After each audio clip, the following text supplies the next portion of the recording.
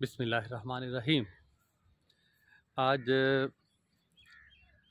9वां programme है हमारा मुशर्रफ की गद्दारी के हवाले से कि उसने पाकिस्तान के निज़ाम तालीम को किस तरह से गैर मुल्की NGOs के हवाले किया।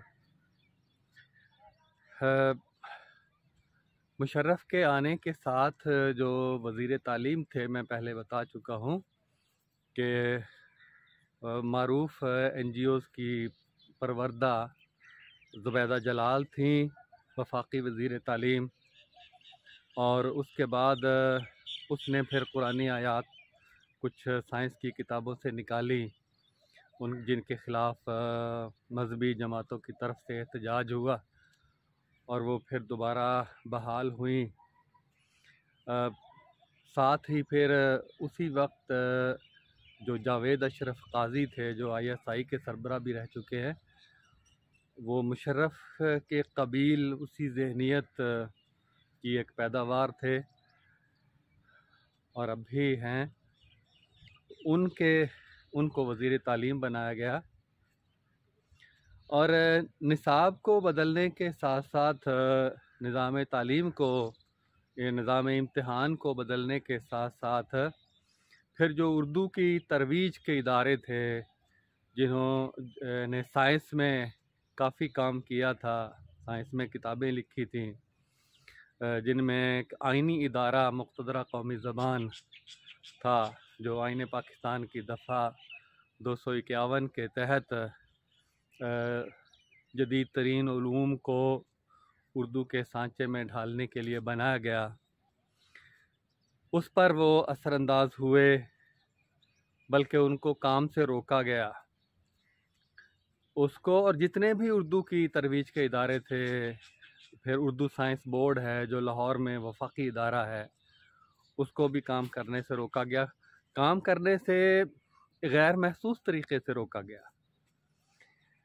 एक तो क्योंकि ये जो बयानिया मुशर्रफ के आने के साथ ही जो हुआ, मुशर्रफ ने भी उसका इजहार किया था कि देखें जी, उर्दू में साइंस नहीं पढ़ाई जा सकती।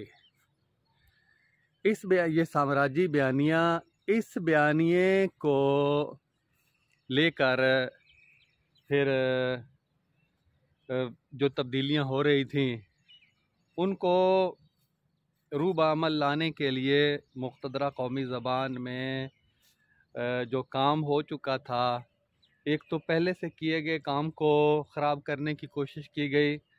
मुझे याद है कि उस वक्त और उनका जो सदर नशी है, वो एक ऐसे बंदे को लाया गया कि मैं उसके लिए कोई ख़ास लफ्ज़ नहीं बोलना चाहता। बज़ाहिर वो उर्दू के हवाले से जो प्रोग्रामात होते हैं, उनके अंदर उनके वो शरीक भी होते हैं।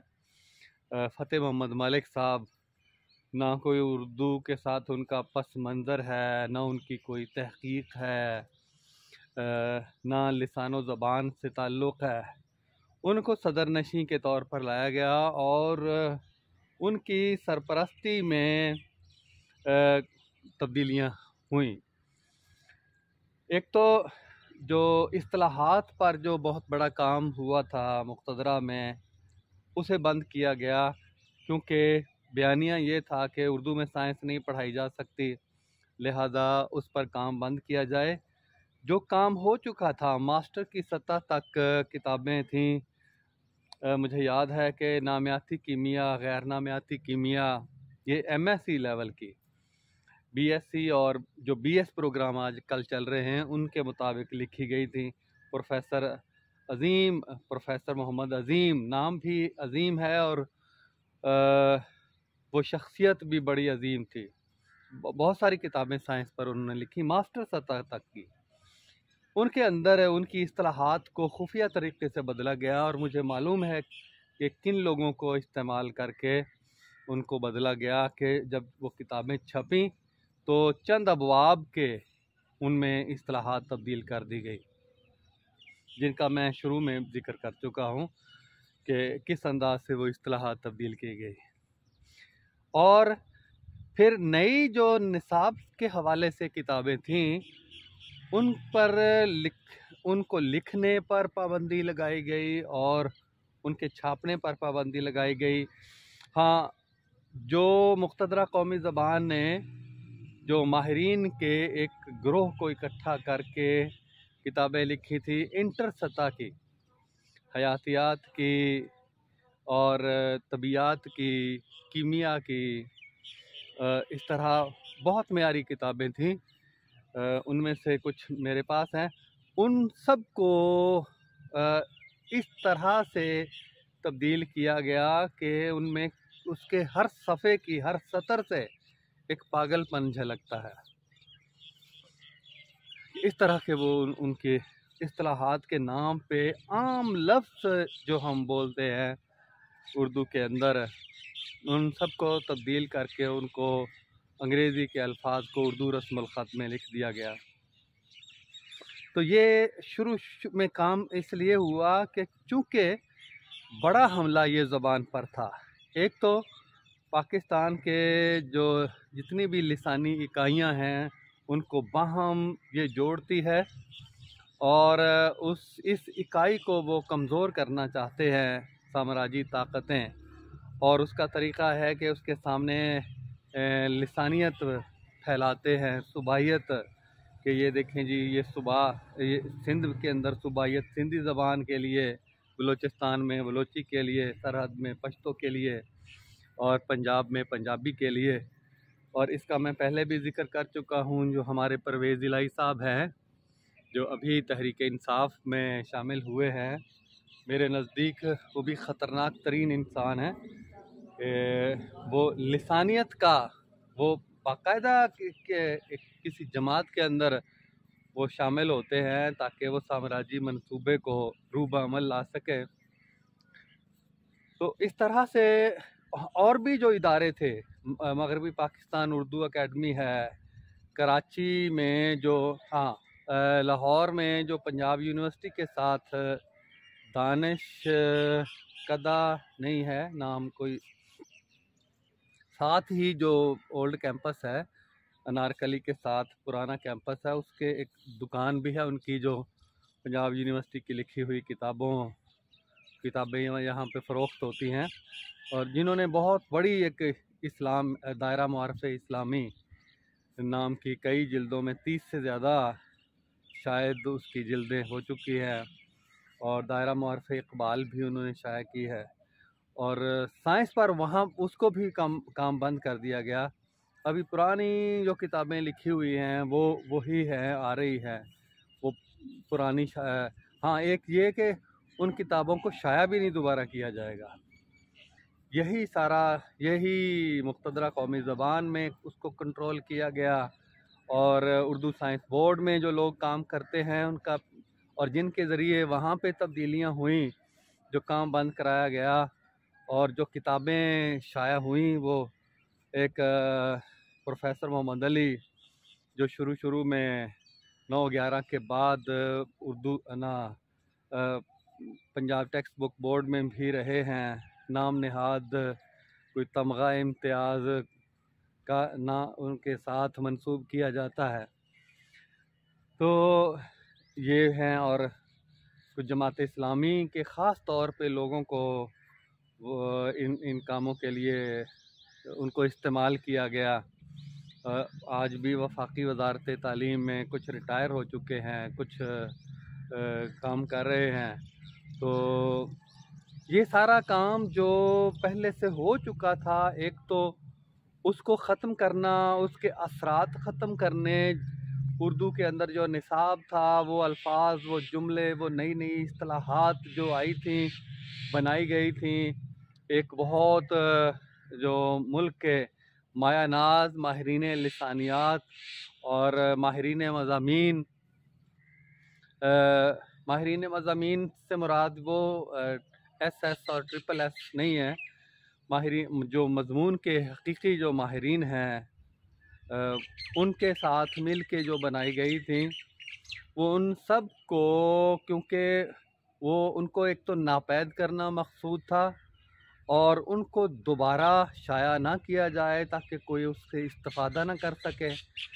जो निसाबी जो साइंस के मज़ामीन हैं, मिसाल के तौर पर जो मास्टर सतह पे पढ़ाए जाते हैं यूनिवर्सिटी में, उनसे मुतल्लक़ कोई किताब शाया ना की जाए ताकि लोग वहाँ से रहनुमाई, उर्दू के अंदर रहनुमाई ना ले सकें।